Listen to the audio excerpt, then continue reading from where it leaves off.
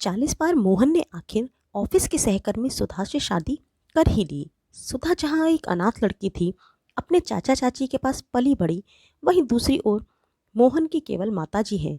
पिताजी का स्वर्गवास उसकी छोटी उम्र में ही हो गया था। सुधा ने आते ही घर का सारा काम बहुत अच्छे से संभाल लिया। वह अपनी बीमार सासू माँ का अच्छे से ख्याल रखती। लेकिन शादी के बीते 1 साल उसने एक आदत बना ली थी कि वो अपनी सासू माँ के पास बैठकर कुछ नहीं खाती थी। पहले तो दोनों सास बहू साथ ही खाना खाती थी। सुधा की सास सुषमा जी पहले रसोई के काम में हाथ बटवाती थी, लेकिन उनको सब पता होता था कि रसोई में किस डिब्बे में क्या रखा है। लेकिन अब बीमारी के कारण वो रसोई में भी नहीं जा पा रही थी। मैं तो उठकर देख नहीं सकती। ओह, शायद इसी बात का फ़ायदा उठाती है। सुषमा जी के सास के दिमाग की घंटी टन टन बजने लगी। ज़रूर कुछ अच्छा ही खा रही होगी, तभी तो मुझसे दूर बैठती है। मुई, बुढ़ापे में ये आंखें भी तो कमज़ोर हो गई हैं। साफ साफ कुछ दिखता नहीं। रात को भी चैन नहीं मिल रहा था। कभी तो सोचती, छोड़ो ना, कुछ भी हो, मुझे तो समय पर सब मिल ही जाता है। लेकिन दूसरे ही पल मन में आता, अरे ऐसे कैसे छोड़ दूँ? आखिर पता तो चले डिब्बे में क्या है।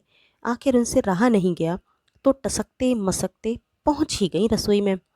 मन ही मन बुदबुदाए जा रही थी। कौन सा डब्बा था? हाँ, लाल रंग का था। मिल गया, लेकिन थोड़ा ऊपर है, हाथ ही नहीं आ रहा था। कांपते हाथों से उतारने की कोशिश कर रही थी कि डिब्बा धड़ाम से नीचे गिर गया। धड़ाम!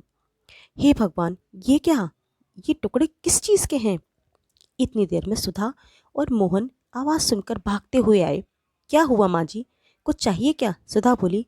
हाँ बहू, वो दवाई से मुंह कड़वा हो गया था, इसलिए शक्कर का डब्बा ढूंढ रही थी, सक पकाते हुए सुषमा जी ने कहा। माँ जी, मुझे बोल दिया होता, एक आवाज़ दी होती। खैर, कल से मैं आपके कमरे में मिश्री रख दिया करूँगी। बल्ब की रोशनी में ध्यान से उन बिखरे हुए टुकड़ों को देखा तो पाया कि मीठे नमकीन बिस्किट के बचे हुए टुकड़े हैं। सुधा फटाफट उन बिखरे हुए टुकड़ों को साफ करने में जुट गई। बिखरे हुए जो बिस्किट के टुकड़े मानो कांच की तरह सुषमा जी के मन को भेद रहे थे। कितना गलत सोच रही थी मैं। बहू मुझे साबुत बिस्किट देकर खुद टूटे और बचे हुए टुकड़े खाती है। छी! मुझे ओछी अपनी सोच पर सुषमा जी को शर्म आ रही थी।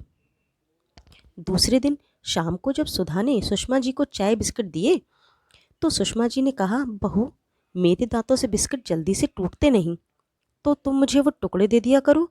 अरे नहीं माँ जी, वो तो जब भी कोई नया पैकेट खोलती हूँ ना, तो कुछ टुकड़े निकल ही आते हैं, बस उन्हें अलग डब्बे में रख देती हूँ।